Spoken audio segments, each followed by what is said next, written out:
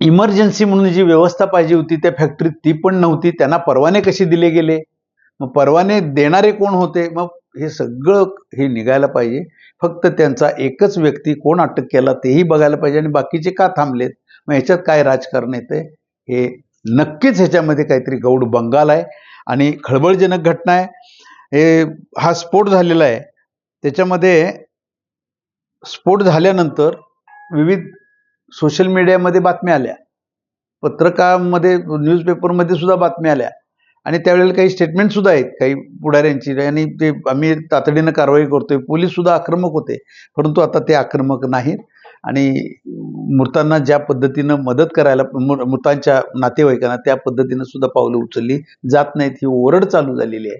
तर हे गंभीर आहे आणि रावळगाव हे रावळगाव त्याच्यामध्ये हे सगळं घडतंय, तर ह्याची चौकशी होण्याची मागणी आम्ही सुद्धा करतोय, पत्रकार संघाच्या वतीनं करतोय, जनप्रवास लाईव्हच्या वतीनं करतोय आणि पोलिसांनी तातडीने याची दखल घ्यावी आणि संचालक जे फिरतायत त्यांना तातडीनं अटक करावी.